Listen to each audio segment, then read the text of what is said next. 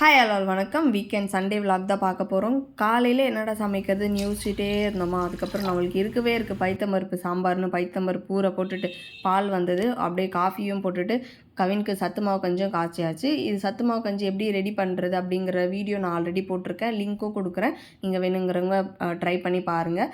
அதுக்கப்புறம் சாம்பார் வைக்க கடகடன்னு எல்லாமே ரெடி பண்ணியாச்சு. எங்கள் ஹஸ்பண்ட் ஒரு ஆனியன் தோசை, ஒரு பொடி தோசை கேட்டார். ஸோ அதனால் அவருக்குமே எல்லாம் ரெடி பண்ணிகிட்ருந்தோம். அப்புறம் டிஃபன் இட்லி தோசைக்கெலாம் அவர் பொடி இல்லாமல் சாப்பிட மாட்டார்.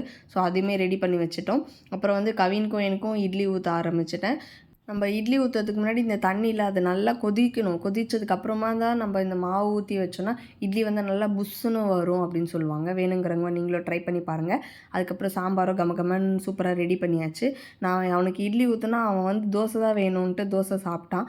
சரி அவனுக்கும் கொடுத்துட்டு அதுக்கப்புறம் அவருக்கும் 2 தோசை ஊற்றி கொடுத்தாச்சு. அப்புறம் மதியம் என்னடா சமைக்கிறது அப்படின்னு யோசிச்சுட்டே இருந்தால் மோர் குழம்பு வைக்கலாம் அப்படின்ட்டு மோர் குழம்புக்கு தான் எல்லாம் ரெடி பண்ணிகிட்டு இருந்தேன். அந்த துருக்கிறத நான் எங்கள் அம்மா கிட்டே கேட்டுகிட்டே இருந்தேன் ரொம்ப நாளாக. அதுக்கப்புறம் அவங்க வெளியில் எங்கேயோ போகிறப்ப வாங்கிட்டு கொடுத்தாங்க. அப்புறம் கடகடன்னு மோர் குழம்பு வைக்கிறதுக்கும் எல்லாம் ரெடி பண்ணி வச்சாச்சு. வெறும் மோர் குழம்பு இருந்தால் எப்படி, நம்ம சைட் டிஷ் எதாவது வேணும்ன்ட்டு உருளைக்கிழங்கு பொரியல் நல்லா கிறிஸ்பியாக சூப்பராக பண்ணியாச்சு.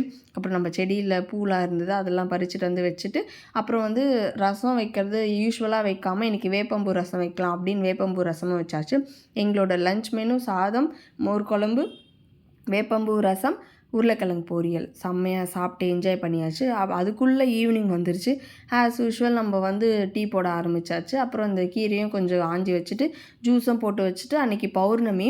ஸோ அதனால் வெளியில் கிளம்பியாச்சு. சாட்டர்டே ஈவினிங்லேருந்தே ஆரம்பிச்சதுன்னு நினைக்கிறேன். ஸோ அதனால் கொஞ்சம் கூட்டம் கம்மியாயிடுச்சு.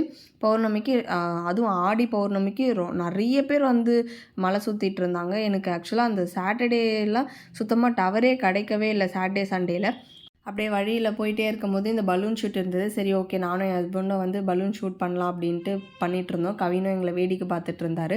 அப்படியே கொஞ்சம் தூரம் வந்தால் இந்த குப்பையெல்லாம் பாருங்கள், எவ்வளோ குப்பை சேர்ந்துருக்கு. எல்லாருமே மலை சுற்ற வராங்க, ஆனால் குப்பையுமே சேர்த்து வச்சுட்டு தான் போகிறாங்க. நம்ம என்ன சொல்கிறது அப்படின்னு நம்மளுக்குமே தெரியல. சரி ஓகேன்னு கிளம்பியாச்சு. அப்புறம் கவினுக்கு அருணக்கயிறு கட்டலாம் அப்படின்ட்டு அருணக்கயிறு கட்டிகிட்டு இருந்தோம். அங்கேயே அவங்களே கட்டி விடுவாங்க. அதுக்கப்புறம் நடுவில் கடையெல்லாம் இருந்துச்சு, அதெல்லாம் அப்படியே வேடிக்கை பார்த்துட்டு நாங்களும் மலை சுற்றிட்டு வீட்டுக்கு வந்துகிட்டே இருந்தோம். இந்த பௌர்ணமி டைம்லலாம் ஈஷாநெல்லிங்க கிரவுண்டில் தான் பஸ்ஸு நிற்கும். ஸோ அங்கே தான் பஸ் ஸ்டாண்டு, எல்லாருமே அங்கே தான் போய் ஏறணும். ஆனால் அங்கேருந்து கொஞ்சம் உள்ளே வரணும் அப்படிங்கிறவங்களுக்கு, லோக்கலில் இருக்கிறவங்களுக்கு கொஞ்சம் நடந்து வர கொஞ்சம் கஷ்டமாக இருக்கும். அதுக்கப்புறம் நாங்களும் நைட்டு டிஃபன் வெளியில் வாங்கிக்கலாம் அப்படின்ட்டு ஒரு ஹோட்டலாண்ட போய் நின்னோம். இவர் அங்கே பண்ணுற சேட்டையெல்லாம் பாருங்கள். இவர் சேட்டையை தாங்கவே முடியல. இவர் சேட்டையும் தாங்கிக்கிட்டு நாங்கள் டிஃபனையும் வாங்கிக்கிட்டு நாங்களும் வீட்டில் போய் சாப்பிட்டு தூங்கிட்டோம். இதோட நாங்களும் நடை கட்டிக்கிறோம். பாய்.